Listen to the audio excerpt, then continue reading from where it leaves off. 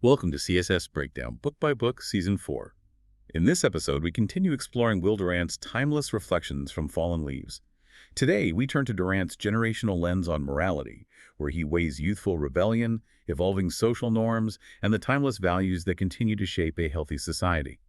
This isn't just about understanding history, it's about seeing how societies adapt, how generations clash and connect, and what it truly means to live a good life in a constantly shifting world. Get ready to unpack some profound insights from one of history's great minds, tailored just for you. Precisely. Durant offers a remarkably nuanced perspective, one that acknowledges both the inevitability of sweeping change and the enduring importance of certain fundamental principles. He provides a framework for understanding not just what might be happening around us when we observe shifts in societal norms, but why these transformations occur and what challenges and opportunities they present for each successive generation. It's a truly rich lens through which to view our own contemporary struggles with morality, Hashtag tag I. The dynamic evolution of moral codes. Okay, so let's unpack this.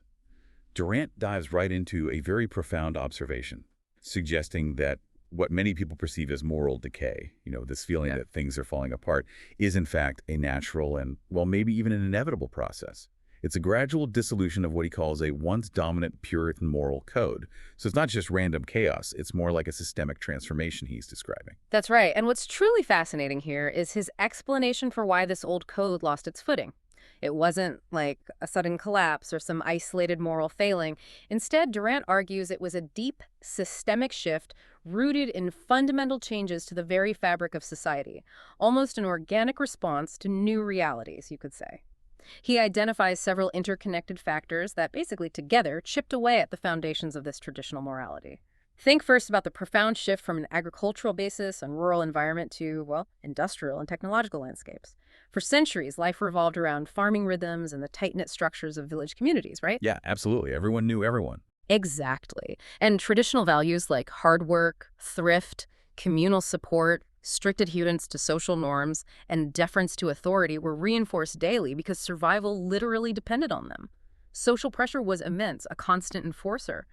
But as people moved to cities, working in factories or offices, that direct connection to the land and that immediate visible community oversight, it just started to erode. Okay, so the environment itself changed. Right. The anonymity and the new economic structures lessened the grip of those old moral anchors. So the old rules, which were designed for a totally different world, simply didn't fit as well anymore. That makes a lot of sense. Precisely. And this leads directly to his second point, the emergence of urban and suburban living. In densely populated cities, anonymity replaces that communal oversight. You're no longer just the farmer's son or the baker's daughter. You're, one face among millions. Right, lost in the crowd. Yeah.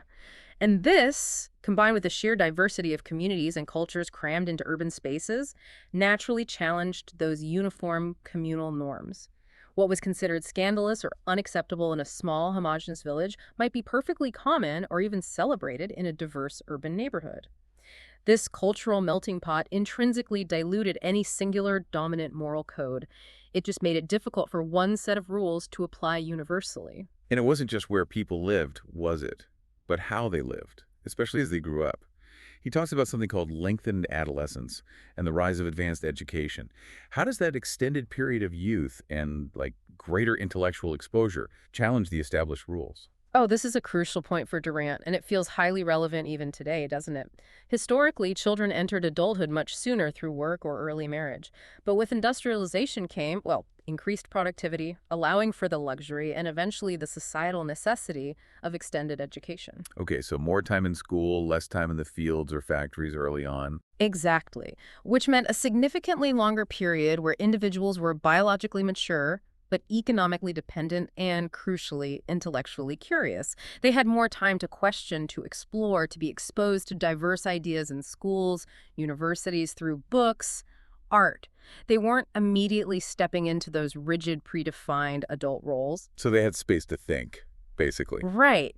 And that intellectual awakening, combined with the powerful physiological drivers of youth, naturally led to questioning and challenging established rules that seemed to lack a rational basis, or felt overly restrictive, or just didn't align with the new knowledge they were acquiring. And alongside this, you see the shift to smaller families. How did that fit in? Well, think about larger families in rural settings. Yeah. More hands for labor, yes, but also more internal mechanisms for reinforcing familial and religious values. Older siblings looked after younger ones, parents, grandparents were constant influences. Traditions were passed down almost by osmosis. Okay, a built-in system. Pretty much. Smaller families, often a feature of urban living, meant fewer internal mechanisms for reinforcing those traditional norms. It placed a greater, often more isolated burden on parents alone. And it also allowed for more focus on individual development for each child, rather than collective family survival, which subtly shifted values too. And of course, the big one for any moral code, religious doubt and secularization. If morality was so deeply tied to a divine basis, what happens when that basis starts to erode or gets openly questioned? Exactly. That's a huge piece of the puzzle. For centuries, the Puritan Code derived its ultimate authority directly from divine command, God's immutable laws. Morality wasn't just good advice, it was sacred law. Right.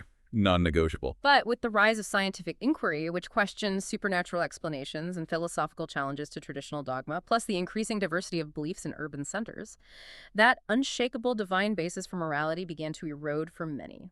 If God is seen as less active in daily affairs, or if faith itself wanes, then the very foundation of that moral code is shaken. Which forces society to look elsewhere for moral grounding, or maybe just abandon some rules altogether. Precisely. It forces a search for new justifications for moral behavior, or, in some cases, simply dropping old strictures as arbitrary. And technology, too. He mentions technological and communication advancements, like a free press, lots of publishing, faster communication and transport. How did these things actually impact morality? Seems less direct. Well, Durant saw these as revolutionary accelerators for all the other changes. Think about it. A free press and mass publication meant ideas, once confined to small local circles, could spread rapidly and reach a huge audience. Okay, so alternative viewpoints could get out there more easily. Exactly. Diverse viewpoints, critiques of existing norms, alternative lifestyles, things once whispered or hidden, were suddenly accessible. This constant influx of new, often contradictory information challenged those monolithic moral narratives. People could read about how other societies lived or encounter philosophical arguments that dismantled their ingrained assumptions. And faster travel meant more exposure, too. Right. Widened and accelerated communication and transport meant people were exposed to different cultures and ways of life from around the world, making their own local or traditional norms seem less universal or absolute. It fostered a sense of cultural relativity that was deeply unsettling to a fixed moral code. It revealed it as just one way of being among many, potentially. Okay, that makes sense. And finally, he points to something maybe less obvious: the unprecedented dissemination of comforts and wealth. How does affluence impact values? That's a subtle but powerful point. When societies become more affluent, basic survival becomes less of an immediate, all-consuming concern for many people. And people's values and desires subtly yet profoundly shift. There's maybe less emphasis on stoicism, rigid thrift, and self-denial qualities often central to older, more austere moral codes. And more focus on personal gratification, leisure, individual fulfillment. Affluence can breed a sense of entitlement, perhaps, or a desire for novelty that directly clashes with traditional strictures designed for a life of scarcity and hard work. So if we connect all these factors together, Durant sees this whole process not as like the end of morality or total collapse. Right, you said it was a transition. Exactly. He sees it as a slow, costly, and often painful process of evolving into a new code. A new code that he believes is or needs to be better adjusted to these contemporary realities we've just outlined. Which, of course, raises a really important question for us and for you listening.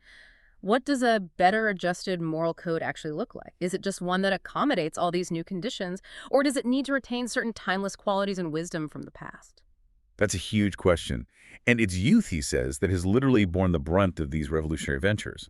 They're the ones living through this messy, confusing transition, often without the old guideposts, right? That's his perspective, yes. They're on the front lines of this shift. #2, the inevitable rebellion of youth and the wisdom of age. It's fascinating how Durant ties these vast societal shifts directly to the experience of youth, suggesting they've really borne the brunt of this transition. That's quite a statement. And it leads him to one of his most provocative arguments, that youthful rebellion isn't just some fleeting phase, but something far more fundamental, essential even for society's adaptation. He actually states that rebellion is not just a phase, but the nature, function, and obligation of youth. Wow. He really elevates it beyond mere adolescent angst, doesn't he? He absolutely does. And this is a crucial distinction, really insightful. It reframes youthful defiance not as simple contrariness or, a symptom of societal decay, but as a necessary engine for societal adaptation and progress. Durant posits that everything in life is in flux. The environment is always changing socially, technologically, economically. Old age, being deeply rooted in past conditions and fixed habits, isn't ideally equipped to meet these external changes with the necessary internal adjustments. Because they're sort of set in their ways. In a sense, yes. Often too invested in the status quo, too accustomed to how things have always been, and naturally resistant to disruptive change. Youth, however, is still incompletely formed. It's malleable, open to new ideas, and crucially, capable of adding variation to heredity, innovation to imitation and tradition. So they bring the new ideas, the challenges. Right. While older generations provide the necessary balancing resistance and checks ensuring change isn't totally chaotic or self-destructive, it's the young who provide the impetus for that change. They challenge existing norms, try new approaches, push boundaries, and, importantly, if they do go wrong, which they inevitably will sometimes, they usually find the time to recover their footing. They have more years ahead to learn and adjust. That's a very forgiving perspective. It is, and Durant acknowledges this dynamic with a striking sense of gratitude. He actually says, "We older ones should be grateful that it is not our flesh and spirit that receive the blows and winds of change." He recognizes the difficult pioneering role youth plays. So it's like a necessary dynamic, almost an ecological system. Youth, middle age, old age, each playing a vital, distinct role in a constantly evolving society. Middle age, he says, is there to find that viable compromise between stability and liberty, stagnation and experiment, kind of the essential bridge between the two poles. Exactly. It's a natural, almost evolutionary order for a society. Youth breaks new ground, pushes for novelty, challenges tradition. Old age provides a necessary conservative force, acting as a brake, preserving what's valuable from the past, offering caution. And middle age tries to synthesize the two, finding practical applications for new ideas, integrating them into the existing framework without losing all the hard-won wisdom of the past. It's this constant dynamic flow between these generational roles that allows society to adapt without completely collapsing into either stagnation or chaos. It maintains a kind of dynamic equilibrium. But despite this deep understanding and, frankly, appreciation for youth's role, Durant is remarkably honest about his personal discomfort with some aspects of modern youth culture. He admits to shuddering at their dances and music, even while explaining their function. He does, and this is where he becomes incredibly human and relatable in his analysis. It shows that intellectual honesty he's known for. He admits to clinging to the old code, to his ingrained sensibilities, even as he doesn't expect the young to do the same. It provides this wonderfully humanizing layer to his otherwise quite objective analysis. He confesses to having shudders at the shudders, convulsions, and bumps that make up their dances, vividly describing his visceral reaction. Huh. You can almost picture him wincing. Right. And he goes further, saying he flees from their music and art as relics of the chaos that preceded creation. I mean, that's strong language. It's not just an abstract critique. It's an honest expression of personal aesthetic and moral discomfort, rooted deeply in his own upbringing. He also talks about closing his ears to four-letter words, believing that due to their long association, they should be relegated to the gutter and the privy because, well, they smell of gutters and privies. Okay, so a very traditional view on language and decorum there. Definitely. It reveals a strong, almost physical adherence to traditional notions of decorum, even as he intellectually grasps the broader forces driving their widespread use. It's a real tension between his personal preference and his intellectual understanding. He even sees bohemianism, that countercultural movement of artists and freethinkers as just a convention and a pose. That's a pretty strong take. Does he offer any nuance there? Or just dismiss it? It is a strong take, and it reveals his underlying skepticism toward what he perceived as, well, affectation. He observes that their proud deviations from accepted manners, their nonconformity just for nonconformity's sake, often reveal a secret doubt of their own inner worth.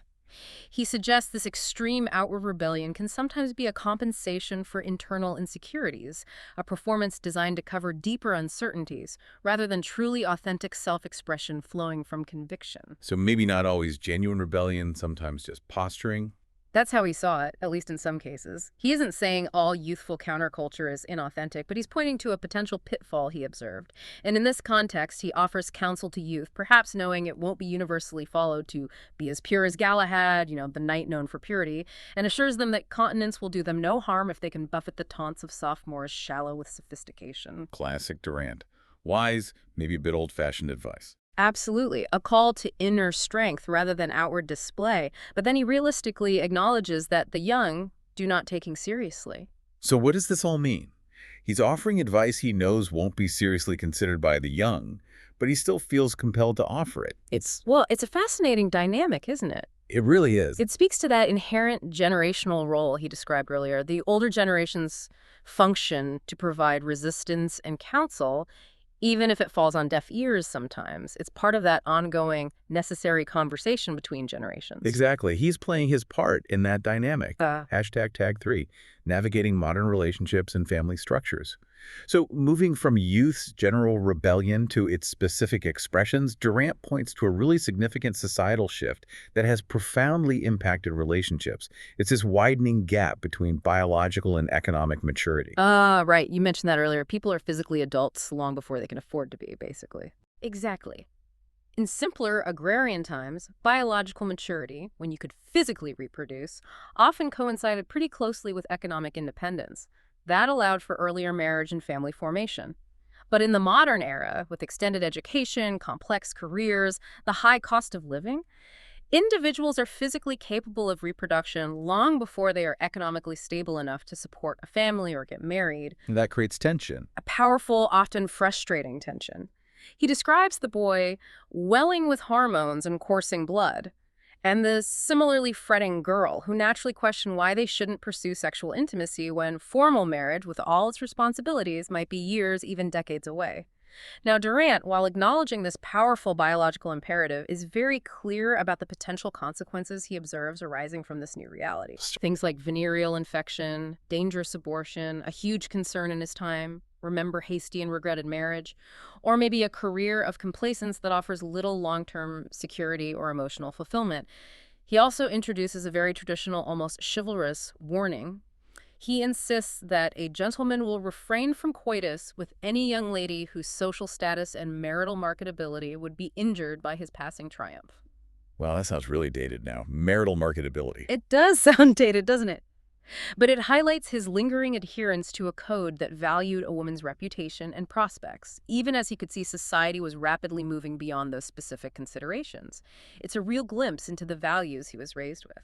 And he contrasts this quite sharply with how things used to be. He talks about how the older code discouraged open display of sex, made premarital restraint more bearable, and graced the relations of the sexes with a civilized courtesy and indirectness, referencing 18th century society. Sounds like he's lamenting the loss of a certain elegance, maybe? Oh, he truly does lament the loss of that nuanced, less overt approach. He paints this picture of a past where erotic expression was more subtle, more indirect, where a degree of mystery and courtesy was ingrained in interactions between the sexes. This indirectness, he suggests, actually made premarital restraint more bearable by not constantly inflaming desires. Imagine a society where romance was cultivated through letters, polite conversation, restrained gestures, rather than overt sexual display. A very different world. Very different. But then he brings us squarely to the modern other extreme, where, as he puts it, we throw 1,000 suggestions of sex, normal and abnormal, into the face and mind of youth in cinemas, plays, periodicals, and books. This constant bombardment, this pervasive sexualization of media and culture, he argues, makes restraint incredibly difficult, almost impossible for young people. Yeah, that feels very relevant today, too. It does. And he notes, with a critical eye, the rarity of some restrictions upon this money-making liberty, pointing to how commercial interests often exploit these very human drives for profit, regardless of the social consequences. It's a strong critique of the media landscape. So, shifting to marriage itself, Durant observes that this modern exaltation of individual liberty has significantly altered how we approach it. Specifically, how it's displaced parents from having much say in their children's choice of mates. That's a huge shift from older traditions, isn't it? A massive shift. And it raises an important question, one that Durant really wrestles with. What happens when emotional attraction, which can often be superficial, becomes the sole primary basis for a lifelong bond? He notes that the lad and lass are left free to bind themselves till divorce or death, primarily based on, well, the girl's physical charms, magnified by the boy's erotic yearning. He throws in a bit of realism, though, doesn't he, about economic prospects? He does. He adds that the girl, in turn, often contributes a consideration of her suitor's economic prospects, so it's rarely purely romance, even then. However, he highlights a significant modern complication. Because engagement these days often involves sexual familiarity, familiarity breeds indifference. Ouch. That's blunt. It is. This, he contends, leads to many engagements being broken as youths, having explored one relationship, are free to seek new areas to explore. It's a stark observation on the potentially transient nature of modern relationships, built mainly on that initial physical spark. So, does he offer a solution, given his concerns? He does, and it's rather unconventional. Durant, ever the pragmatist, proposes a way to restore some parental authority, hoping for more stable unions. He suggests parents should alleviate that lengthened economic adolescence by financing the early years of marriage at a regularly diminishing rate. So basically, subsidize their kids' early marriage. Pretty much. But here's the catch. The condition for this financial support is that the children should agree not to marry without parental consent. Ah, okay. There's the leverage. Exactly. His rationale is clear. We must find some economic basis for restored parental authority. He believes that by providing this crucial financial help, parents could regain a valuable, albeit conditional, influence over one of life's most critical decisions. Ideally, leading to more stable, well-considered unions founded on more than just fleeting attraction. It's a very practical, almost transactional approach to a deeply emotional issue. Interesting. Very Durant, always looking for the underlying structures.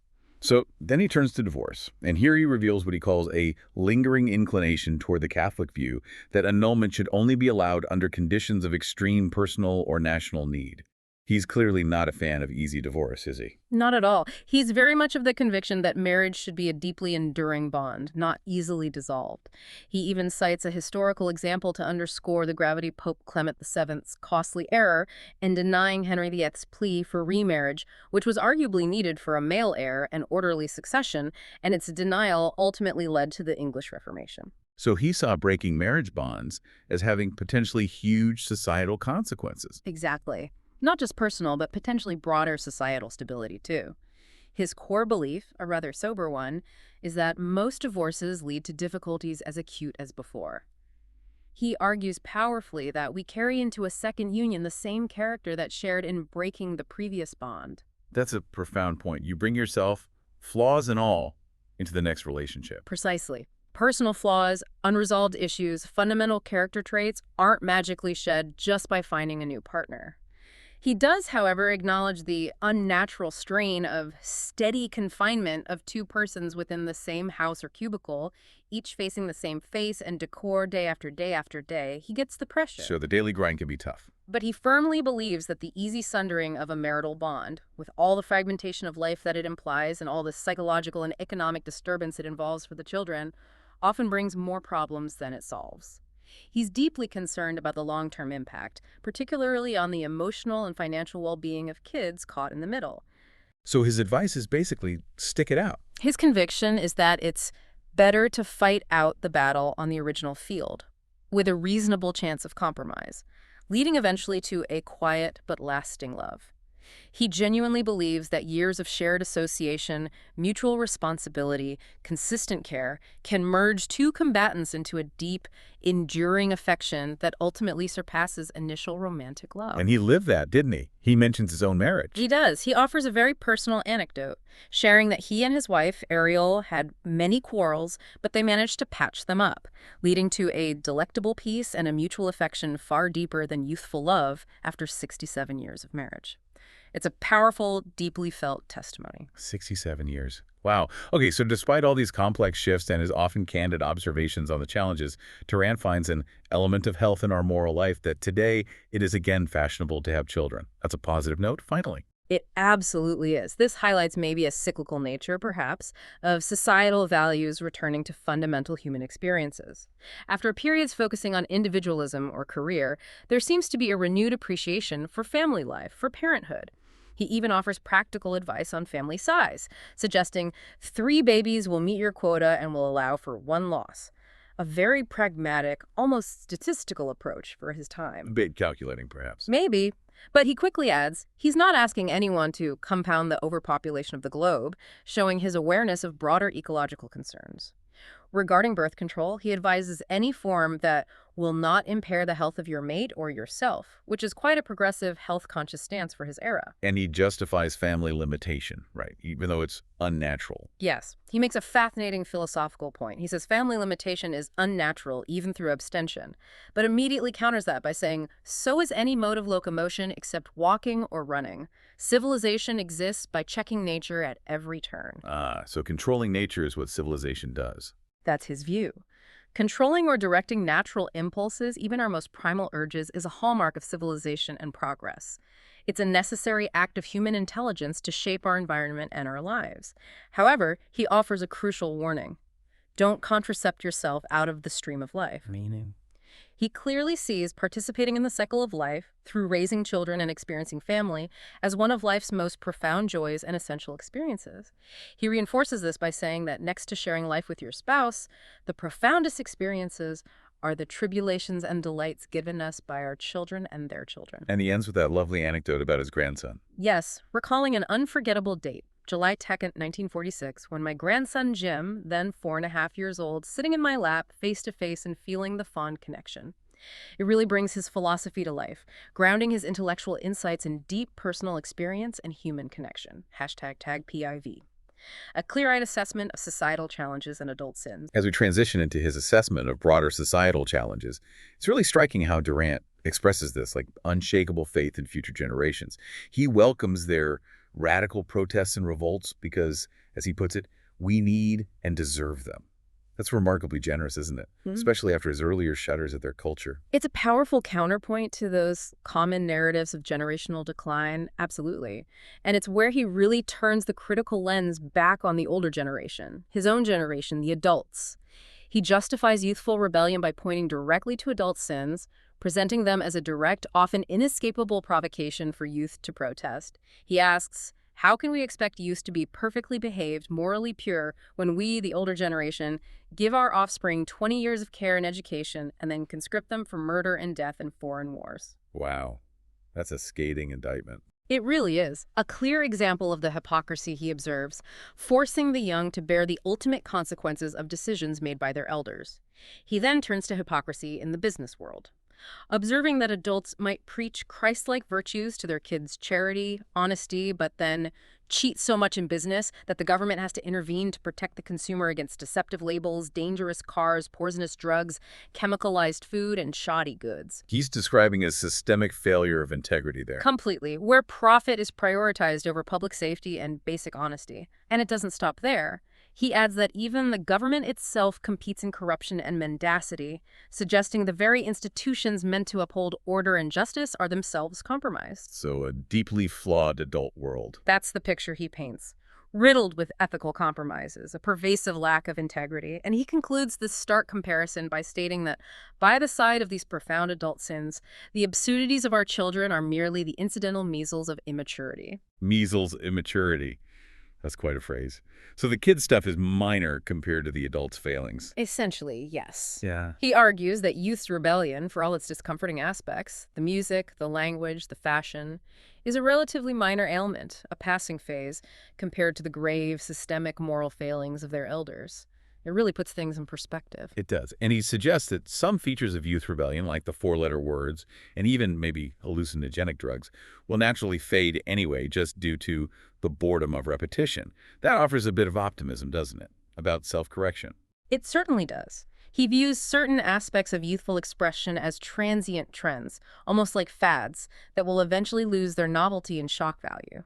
He believes those 4-letter words will be relegated to the gutter and the privy because by long association they smell of gutters and privies.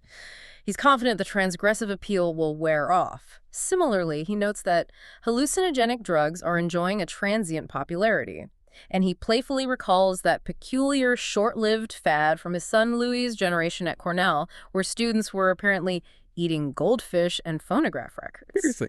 goldfish and record. Apparently, a bizarre but ultimately harmless craze that passed. This historical perspective allows him to view certain contemporary youth trends as fleeting rather than fundamentally destructive. But he does draw a line, right, between fads and more serious protest. Oh, absolutely. He draws a clear distinction. He praises the positive aspects of demonstrations as healthy protests against war, economic abuses, and racial inequities. He actually gives credit to both democracy and capitalism here, acknowledging that no attempt has been made to suppress nonviolent critiques. But he sees value in that dissent. He does, seeing it as a vital safety valve in free societies. But he also defines clear limits on individual conscience. He rejects the claim that every person has a right to reject any law that his conscience finds unacceptable. Right. He states unequivocally that no government could subsist on such a basis. He argues that the judgment of the community, as expressed by its elected legislators, rightly overrides the judgment of the individual. So community judgment over individual conscience for societal order. That's his position. He does concede that an individual may still protest through active, nonviolent disobedience, like Thoreau did, but even then, that individual should take his punishment as due process of the law. Principled protest, yes, but within the bounds of a legal framework that prioritizes communal order. Okay. And then he really takes aim at what he sees as jejune nonsense. This idea that we should yield to every impulse and desire and just be ourselves. He seems to have very little patience for that particular philosophy. He absolutely does not. This is where he directly challenges certain philosophical trends and, importantly, highlights Freud's often misunderstood contributions.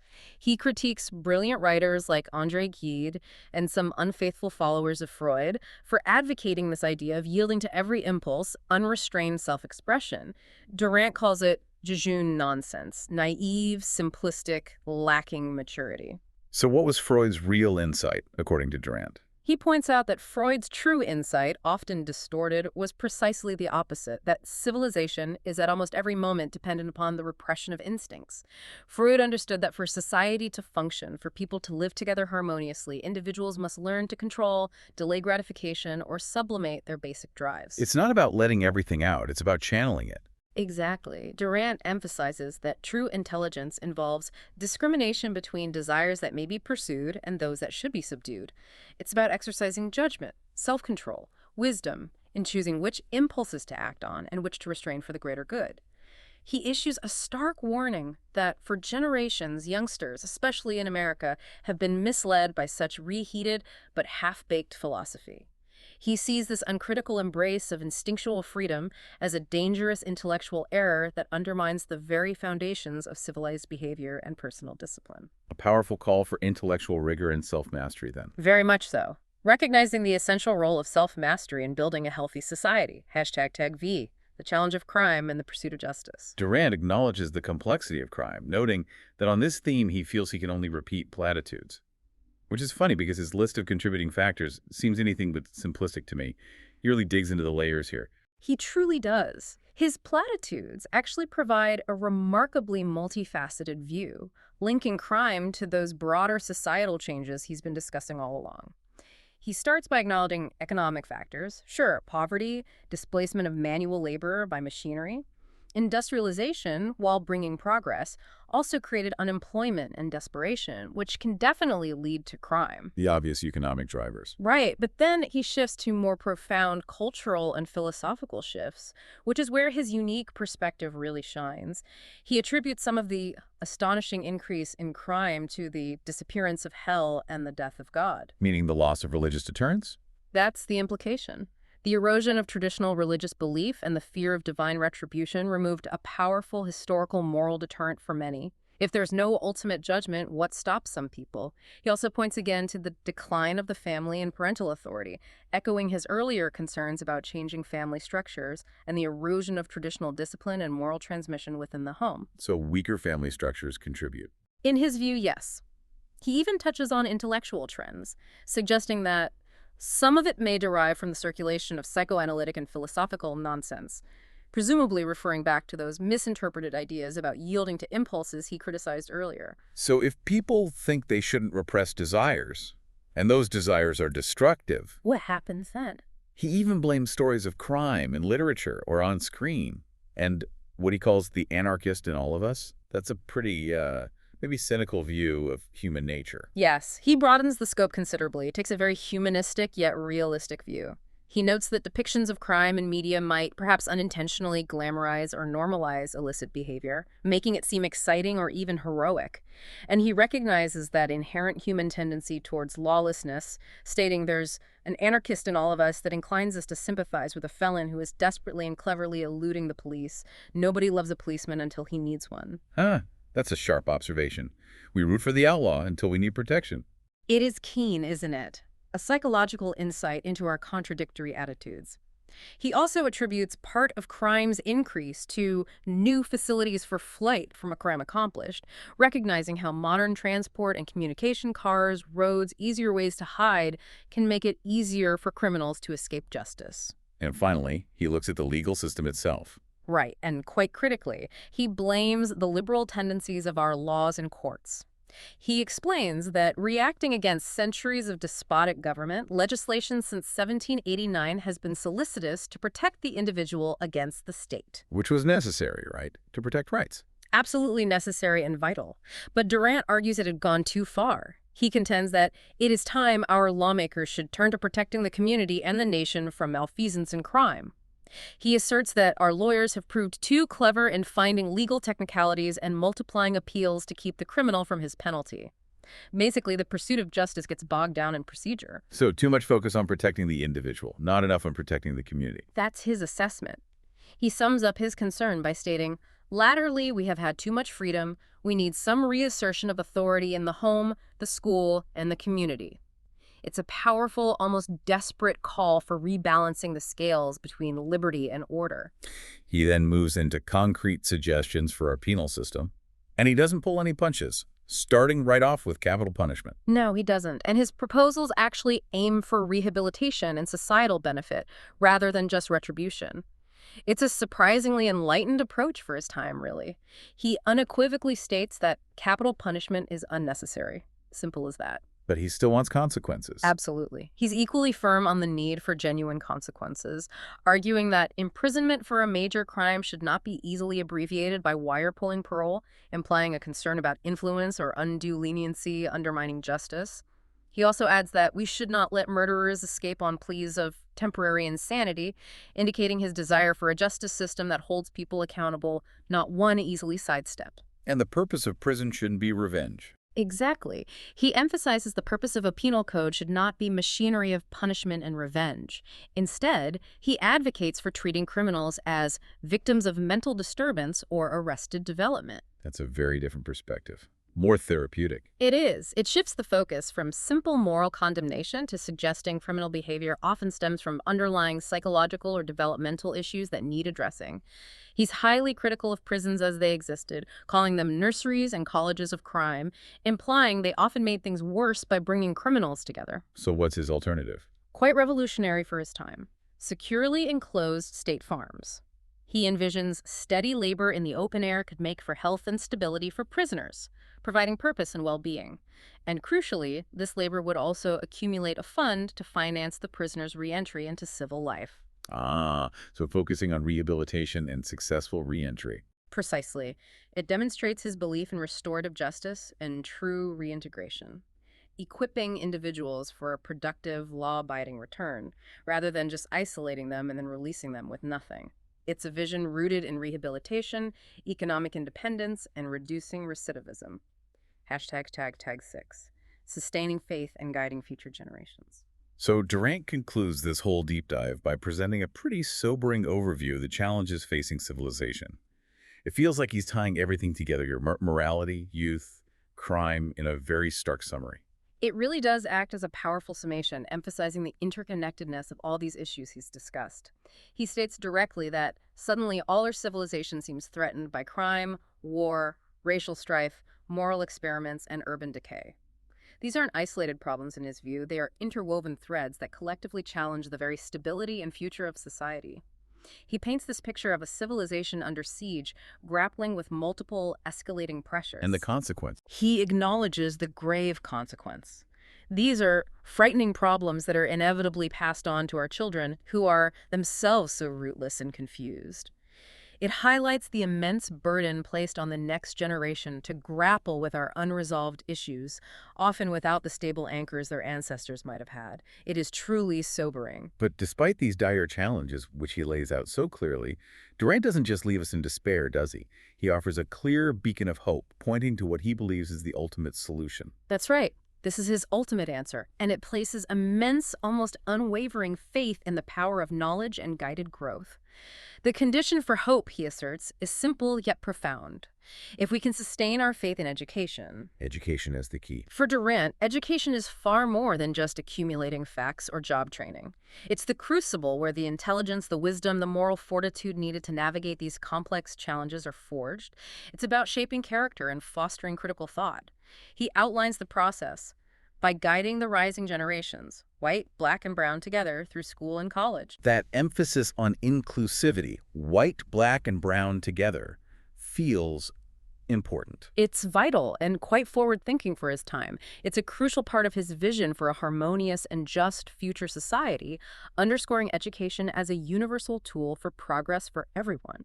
The desired outcome of this sustained educational effort is, quite simply, to generate the intelligence to meet these dangers. So cultivating not just knowledge, but wisdom and problem-solving skills. Exactly. Practical problem-solving, ethical reasoning, a deep understanding of human nature and society's intricate workings. And the ultimate societal goals, the whole purpose of this collective endeavor in education, are to lift our lives to humane tolerance, orderly liberty, marital constancy, and an organized peace. Tolerance, liberty, stable families, peace. Those are the cornerstones of a healthy, thriving civilization in Durant's view. Compassion and understanding, freedom tempered by respect for order, strong family units, and a world free from conflict. It's a hopeful yet challenging vision. It places the responsibility squarely on our shoulders as current generations to educate and wisely guide the future. Durant's reflections really invite us to see the chaos of change not just as decay, but as part of a complex, evolving tapestry with youth right there at its forefront. His work reminds us that societal progress isn't, linear. It often requires this delicate, dynamic balance of spirited rebellion and enduring wisdom. It's about understanding the past to navigate the present and hopefully shape a better future. So as you reflect on Durant's generational lens on morality, maybe consider this provocative thought. How do your own experiences of changing social norms, maybe your memories of youthful rebellion and the enduring values you hold dear align with, or perhaps diverge from, Durant's insightful observations? And maybe, what role do you see education playing in shaping the moral landscape of the future for generations to come? This deep dive has certainly given us a lot to ponder.